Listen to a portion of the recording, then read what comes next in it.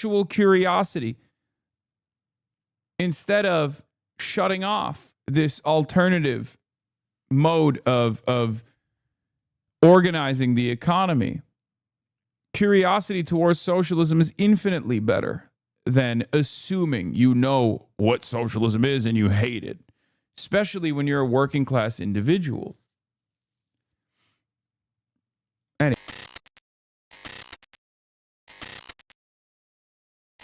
Anyway, yeah, we got this, which we'll be covering. We got Fox News, May Day. I've noticed that, like, so May Day is like, May Day has its roots in the American labor movement. The American working class is a part of the international working class. Okay. However, Labor Day in the United States of America is not on May 1st. We have our own Labor Day, right? And I think that's by design. Even though the initial May Day is an international, it's an international event, but like it has its roots in America, okay? It is the commemoration of the Haymarket movement, the Haymarket affair, if you want to call it that, or the Haymarket riots, right? And what's fascinating about it is that regardless of its inception, workers striking for facing violent class trade or police confrontation, it's a day of, it's an International Workers' Day, celebrating labor rights, and we try to do that here on the broadcast every Friday. That's like part of the reason why I always celebrate Fridays with Mufasa. The reason why I celebrate it is because it's to commemorate and it's to show respect to the workers that came before us, that worked long and hard and actually, even lost their lives. Like they put tremendous sacrifice into this movement, into labor militancy, to get some of the amenities that we take for granted now, like the weekend, the abolition of child labor, and many other workplace protections that in many visible and also invisible ways help us, right? Make our lives a little bit easier. And that's what's so interesting, I guess, about like American labor history. American labor history is very radical at times, right? And it's not so radical nowadays. But I will say that May Day participation from the broader labor movement year over year, the increase of May Day participation from the American labor movement year over year, I think shows promise. It says something. It shows that like there is an increase in class consciousness in this country, and there's an increase in workers recognizing their class position in this country. So I see that as a positive trajectory. Okay. The Haymarket Memorial is the smallest statue on the side of a busy street that didn't go up until 2004. The plaques on it from all around the world kind of me up. The rest of the world genuinely cares about it more than anyone around here, right? Site of the Haymarket tragedy. On the evening of May 4th, 1886, a tragedy of international significance unfolded in the site in Chicago's Haymarket Produce District. An outdoor meeting had been hastily organized by anarchist activists to protest the violent death of workers during a labor lockout the previous day in another area of the city. Spectators gathered in the streets as speakers addressed political, social, and labor issues from atop a wagon that stood at the location of this monument. When approximately 175 policemen approached with an order to disperse the meeting, a dynamite bomb was thrown into their ranks. And you have the Iraqi trade unionists commemorating it. Okay. You have the Swedish Trade Unionist Confederation commemorating it. It's interesting.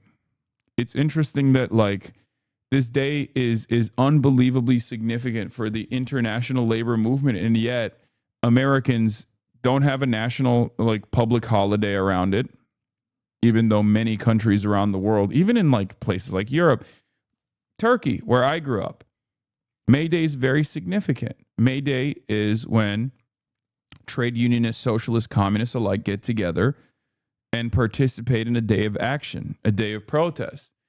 And I grew up watching cops tear gas and use water cannons on protesters from the labor movement.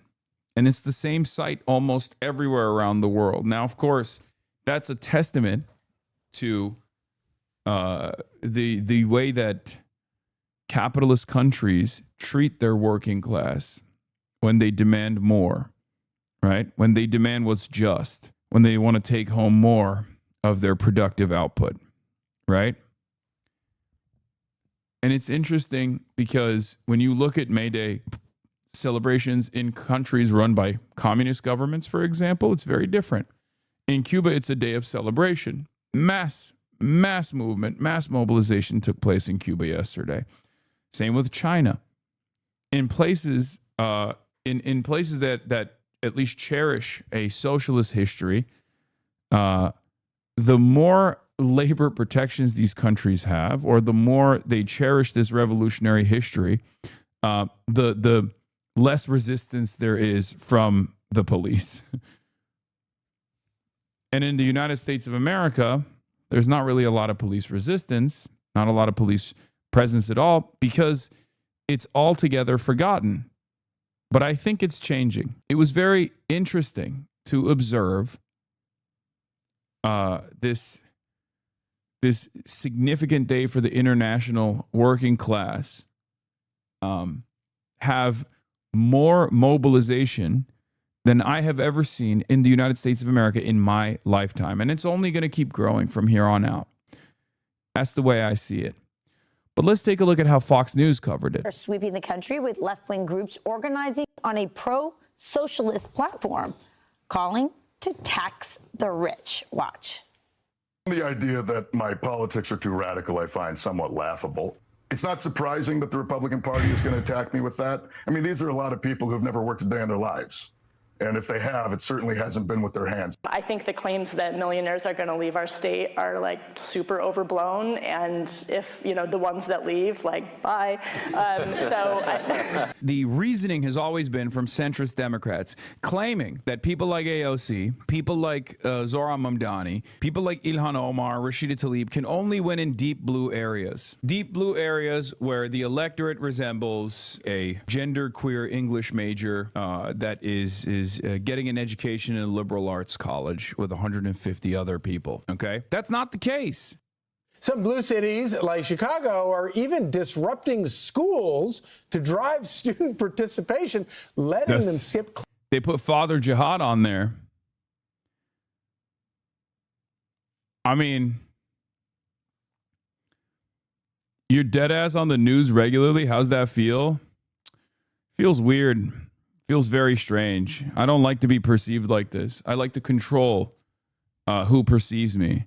Things were a lot better when it was just us in here. You know what I mean? Nowadays, the HasanAbi Clips industrial complex, as the chatter just pointed out, has moved to mainstream media. They are my clippers. The drama farmers on the independent side of YouTube have nothing on Fox News at this point. They're in here all day, every day. Oh my God, look at this.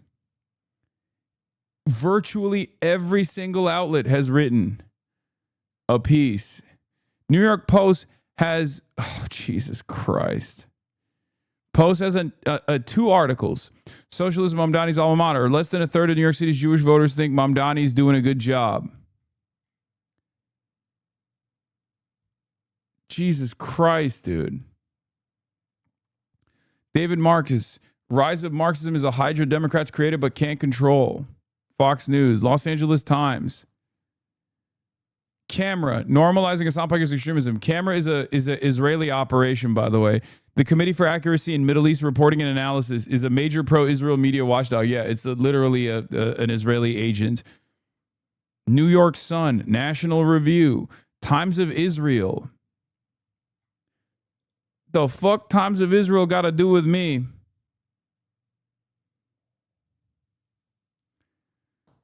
I hope the chatter that made this site got some free merch or something. Whatever the chatter wants.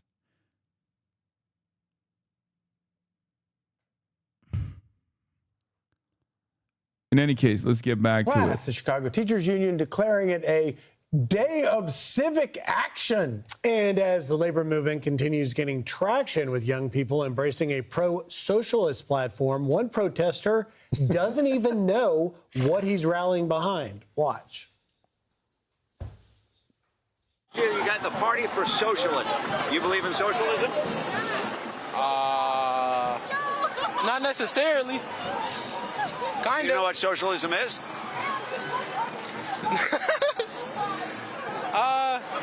Not really. Not too much, but. Bro, that's a kid. That's a child. You're putting a microphone on a child. He'll learn. Leave the child alone. He's like 14 years old, man. Yeah. Saturday in America host Kayleigh McEnany is here now. You know, Kayleigh, I look Who stuck the little man with that PSL poster, by the way? That's so funny. at this, and I really miss Charlie Kirk. Yeah. I mean, he was somebody who was on the campus. I mean, come. What are we talking about? Are we really talking about how stupid people are in any movement? Like, we're talking about the lack of knowledge amongst Americans on issues like socialism. All four of these dumbasses don't know what socialism is either. Why? Why is that? If that's the standard for intellect, I mean, which, by the way, benefits our side of the argument, let's be real.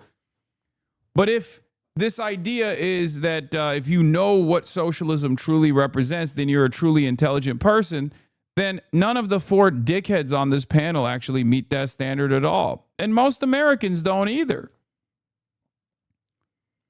Most Americans are unbelievably propagandized against what socialism is. They're lied to about what socialism represents.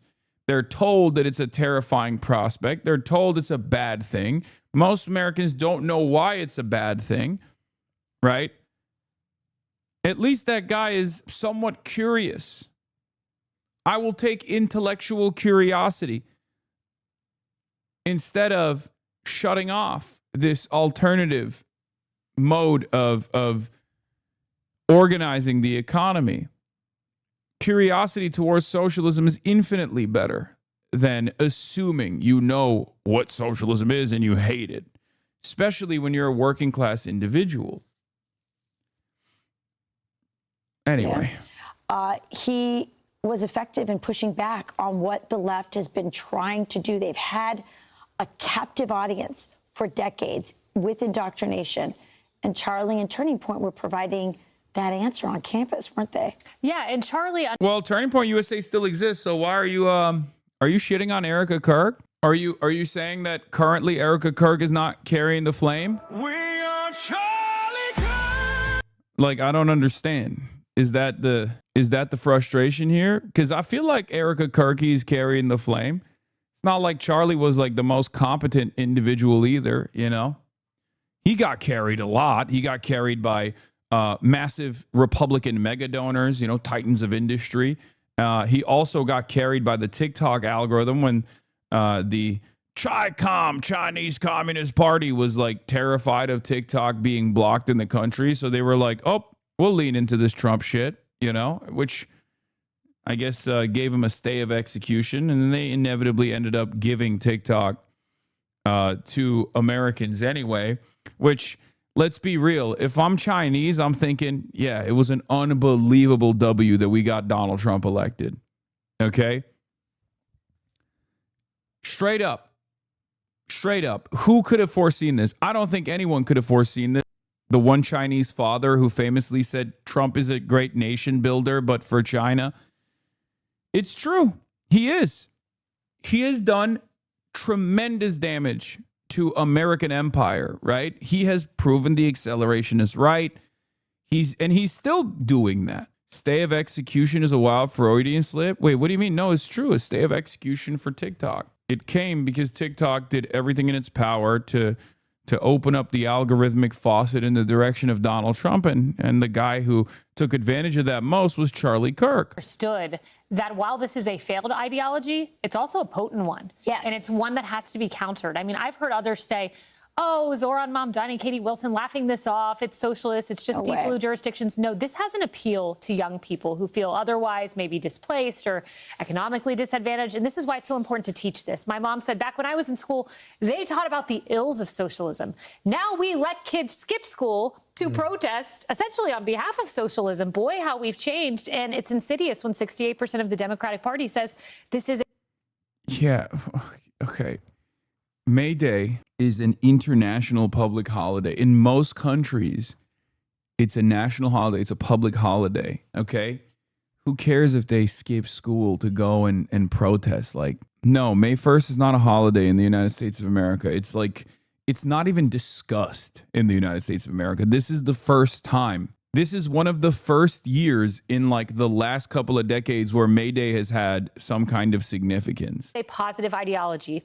It's an ideology that's been tested. It's not some faculty idea. It's one that's been tested in practice and failed every time it's been tried. I'm always reminded of one of my very favorite sayings, which is when the pupil is ready, the teacher will be there. Which is kind of what you're always talking about. The fact that, you know, once the mind of a young person is opened up to something, if you're not there to teach them the right thing. I still don't know what May Day is. I'm 17, so this is probably why. Chatter, May Day is the International Workers' Day, okay? It's a national holiday in most countries around the world, with the even in Europe, usually. There's a lot of protests and a lot of demonstrations that take place on May 1st, okay? May 1st is the day that we're talking about, and it is to commemorate the Haymarket affair in Chicago. Ironically enough, it is actually the international workers movement cherishing the American workers movement, right? And remembering the Haymarket massacre as well. And yet in the United States of America, we don't even think about it, and we have a separate Labor Day. I believe. What do you mean, even in Europe? I mean, come on. Europe is also a capitalist social democracy, right? Like, that's why I'm saying even in Europe, because it's expected for nations of the periphery to have some kind of remembrance for, you know, any kind of revolutionary holiday, because this is what it is. The only revolutionary holiday that Americans actually celebrate, ironically enough, is International Women's Day, which is another communist holiday. Once again, literally a fucking communist holiday.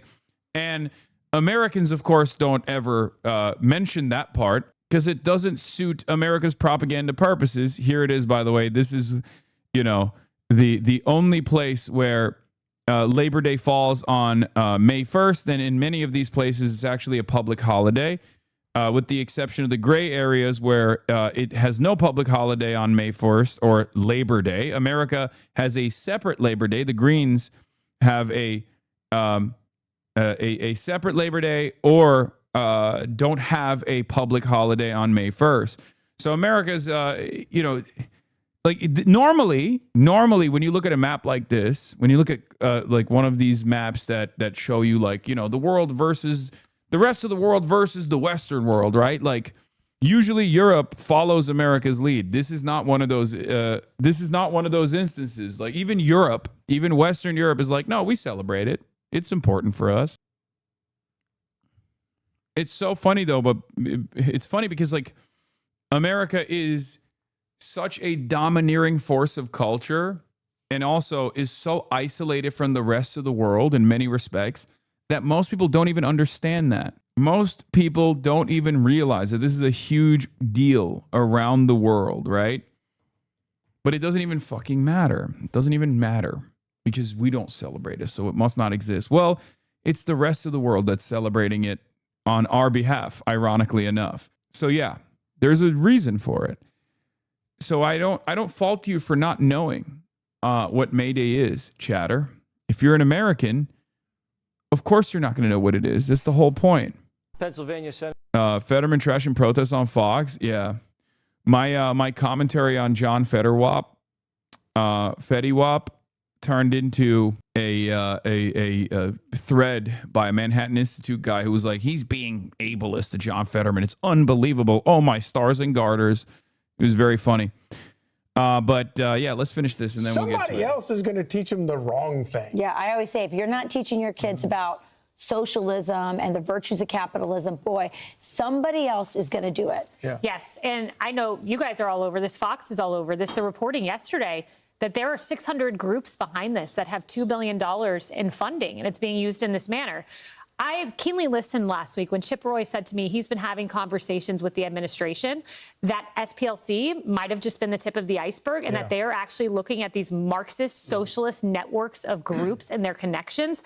I really hope we see more litigation on that front if there is wrongdoing, because we've got to go after these organizations. It's unbelievable that Kayleigh McEnany, previous press secretary for the White House, is over here being like, fantastic. Let's prosecute our ideological opponents, please. Yeah, these are the free speech guys, by the way. Free speech guys. We all know that it's bullshit, obviously, but it bears repeating. It's important to reinforce this idea that, like, free speech is just whatever they want. It only extends to their allies and their ideological enemies. They, of course, don't get any free speech. They want to prosecute their ideological enemies, okay? That's how it's always been. And that's how it will continue to be. So make no mistake. If they're engaged in any sort of nefarious activity, he wouldn't go more than that. Marxism is hate speech, and that's not covered under the First Amendment, is the attitude here. It's awesome. But there was a definite suggestion that these networks... Oh, my God, yeah. Okay, I got you. I'm going to show you Chuck Park. Chuck Park is a lot of HasanAbi heads work on his campaign. If I didn't show you this, he would explode. Okay, so I have to show you this. Here's Chuck Park getting arrested, being taken to One Police Plaza. He's a progressive running for Congress in New York 6, okay? We can't take it anymore. We gotta tax the rich. We got billionaires that bought our democracy, man. We gotta tax the rich. Working people in Queens, we gotta fight back. They represent the police side of Haymarket? Yes, that's handsome Chuck Park. Don't you feel that this getting arrested has become such obvious political theater lately? No. I mean... everything, by that estimation, everything is performance. Like, okay, yeah, you're doing a rally. That's performative. Okay? Like, what are you talking about? Are you getting arrested? Yeah, every speech is a performance. Okay? Okay, let's continue. Kayleigh, let's broaden it a little bit, though, because this message is getting through in elections because we now have a list of socialists that I have said that the Democrat Party is now officially the party of Bernie Sanders. These are candidates running on the platform that 10 years ago Bernie Sanders was saying it and people were laughing it off. Now candidates are getting elected. It's not just socialist-style Democrats with growing presence. Zohar Mamdani, Katie Wilson, Anna Lilia Mejia, Graham Plattner, Hasan Piker, Alexandria Ocasio-Cortez. Why am I on this list? I mean, this is an awesome list to be on, but it's so funny that they just like slam me onto it. Buddy, I'm a Twitch streamer. You're so stupid. You're so dumb. Here in New York City with Zohar Mamdani, Katie. Yeah, they're like, hey, listen, man, Drake, bro, thinks he's on the team image. Bro, I don't think I'm on the team. I'm not doing that. They're making it seem like I'm running for not only just any office, but the presidency. Okay. They're like, oh, this is Hasan Piker, this dangerous socialist. He's going to be president one day. It's like, no, I don't plan to do any of these things. Okay. I am a fucking Twitch streamer who just pussy. Okay. What does that mean? Do you want me to run for president? Is that why you're calling me a pussy? Is that what it is? First time chatter? You're like, oh, dude, you're a pussy. You should. Now, what's funny about all this is that, first of all, and pussy too. That's the only thing I'm running for. Okay. I'm running in that direction. I'm running in the direction of, and pussy too. That's right. But also, these guys are so funny. All my haters are so funny. They're like, bro, you never go outside. You never put yourself out there. Now I'm putting myself out there, and these guys are up my ass. And then they're like, oh, you're a pussy. It's like, buddy, you lose your mind when there's like a second of attention on you. Like if this community were to figure out what your other social media accounts look like, and then they start, yelling at you about your perspective for even like approximately 30 seconds, where you lose like a fraction of your anonymity, you genuinely lose your mind. You freak the fuck out. I have to exist under this microscope on a daily basis, Wilson out in Seattle, Anna Lilia Mejia in New Jersey, who won Mikey Sherrill's seat. She was a moderate, and Mejia is now possibly the most liberal far-left member of Congress. And then, of course, you've got the oysterman, Graham Plattner, who's a neophyte politician that has a Nazi tattoo and wants to abolish ICE, Hasan that's been driving it, getting more and more traction with young people. And of course, AOC, that if you think about it, AOC was really kind of the first major win, if you will, for Sanders taking over the Democrat Party. That's right. And Rachel makes a great point in saying if you're not teaching your children about this, someone is. You brought up the fantastic point today that preschools are teaching about social justice. I started thinking about my 3-year-old who can barely put a sentence together. And thank God his school doesn't engage in this activity, but there are schools that are. It's wild. That's what they do in Cuba. Yeah. My 3-year-old came out and said, Mommy, isn't sharing caring? And I said to my 3-year-old, you shut your stupid mouth. What are you, a socialist?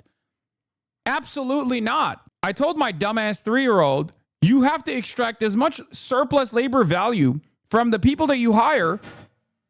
Otherwise, they will steal from you. It's theft. Lack of exploitation is the true theft. Thank God I shut it down real quick. Made sure that my dumbass 3-year-old knew sharing is not caring. Sharing is communism and therefore terrifying. Kaylee, that's what they do in Cuba. Exactly right. And it's so subtle. Yeah, sharing is a moral hazard. Stupid ass 3-year-old baby. Watching a pop culture series, one of these series you follow show by show. I ended up stop watching it because midway through they were bringing these socialist ideas forward in a way that was packed. Oh my God, she's not joking. Oh my God, she's sincerely saying that right now. Oh my God, that's unbelievable. She literally is like, no, my baby is not going to share the crayons. My baby, it's not even a bit. She's unironically being like, Bluey's a fucking communist. Bluey, Bluey, it's more like ready, okay? Ready to seize the means of production. You better stop. Capitalism is anti-human. As far as ideologies goes, it's sociopathic, okay? All of the foundations, all of the social conditioning that you learn normally about, being a kind person, being a good person is antithetical to the capitalist indoctrination. And that's why you're seeing as contradictions worsen as people recognize the design of capitalist society broadly, you're going to see a lot of propagandists who are servants of capital make increasingly insane statements. Package so bright and shiny. The girl didn't have health care, and it was a sad story.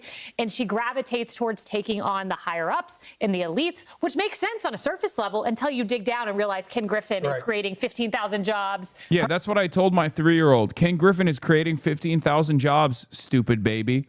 Stupid 3-year-old. No pied-à-terre tax for Ken Griffin, please. That's the kind of high-level intelligent conversations I'm having with my communist baby. I hate my communist seed.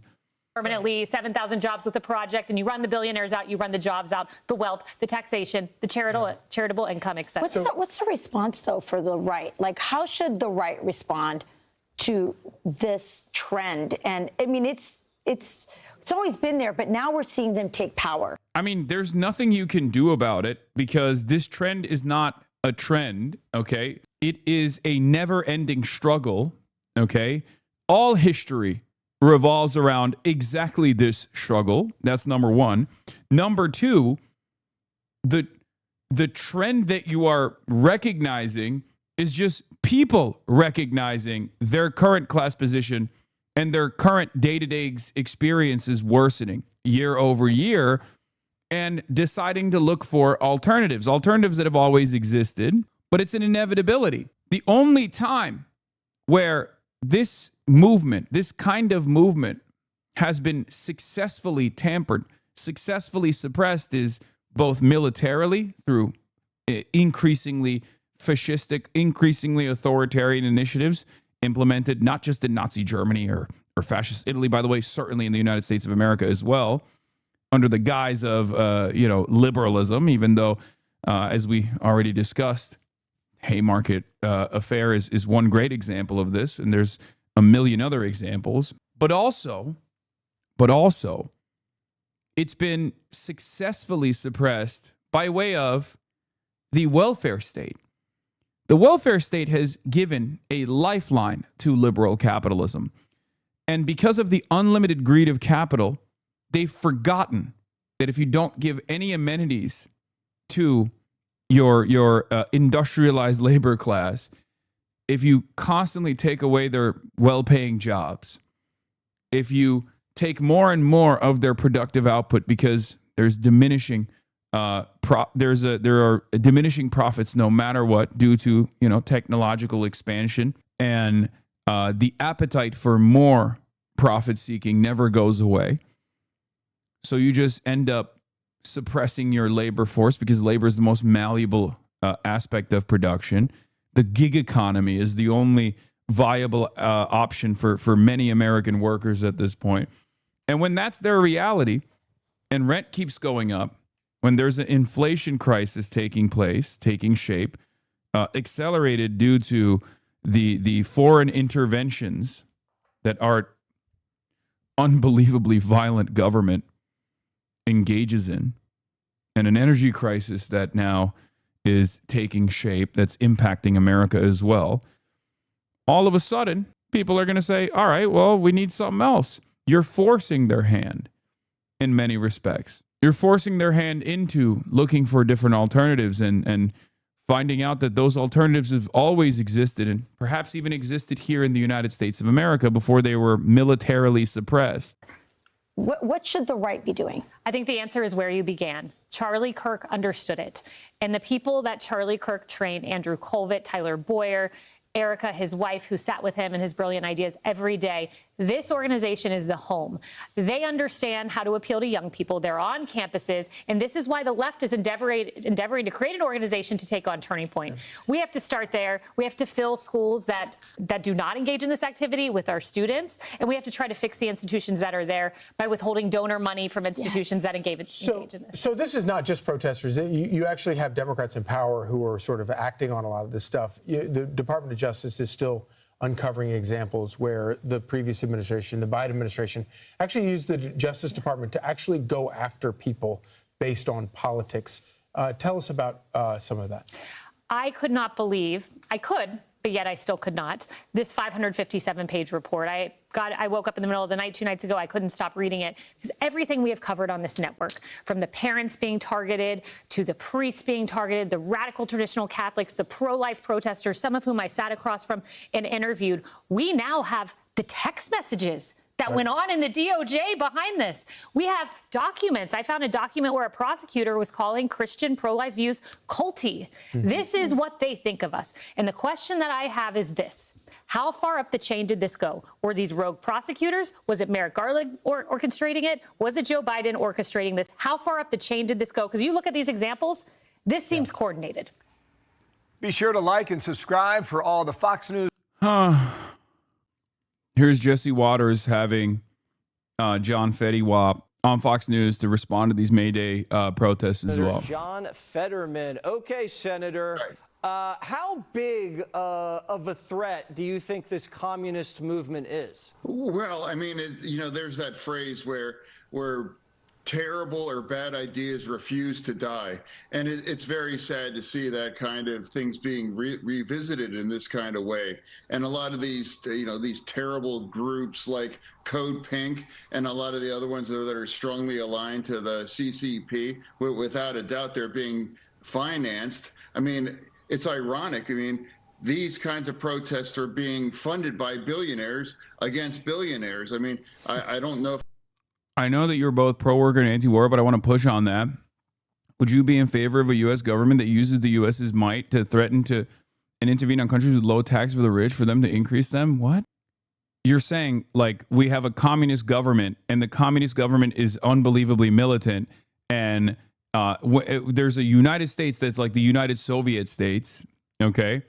But there's still like a capitalist European Union or something, and America is now going to say, hey, will militarily intervene unless you give your workers more rights? Is that what you're saying? What kind of question is this? Yes. Do you think the world would look the same? Where would there be any? Let's say America magically overnight turns into a communist utopia. Why would any other country not also move in that direction, especially our vassals? Like, this is a ridiculous hypothetical. I'm doing Trotskyism, but as a Maoist American. They realize the irony in many of those things right now. And now there is kind of a small communist takeover in Maine. You know, Plattner, he's already announced that he's an avowed communist. He's made that statement and he put that online. Now he's going to be the Democratic nominee. So there is a resurgence about the socialism, and that's becoming more and more part of it. And now there's more. Yeah, would you be in favor of a permanent international revolution in the hands of a Trotskyist American militant state that will invade Switzerland militarily? Is that what the argument is? Like, let's focus on this current existence, okay? And not like an unbelievable hypothetical that will never take shape regardless. It's so funny. Yeah, we will take our tanks and we will storm the barricades of Switzerland. Zurich, you are next. It's like a marriage of the Palestinian, the anti-ICE, the abolish ICE, and now turning it in to like an orgy of socialism here. And that's sad because it's supposed to be about labor, like unions. I'm a proud pro-union Democrat, but the kinds of mess that you see are showing up. Yeah, it's ironic because labor unions historically have always been about this. Throughout the history of trade unionism, it's actually this is rare to see labor movements not focus on the international working class in any way, shape, or form. That's what labor unions used to do. Okay, yeah, John is pro AFL-CIO. Yeah, that is the American labor union movement has unfortunately morphed into this this pro-capitalist machine. Now that is hopefully going to change as well. But the reality of the matter is, for the longest time, the history of labor militancy has always been international. Okay? I mean, that is the worst impulses that our party continues. We just seems to can't resist those things. It's so funny that he's like, well, what's up with these labor unions and the international solidarity amongst the working class? Like, what the fuck is that about? What is this socialism shit coming from labor unions? What?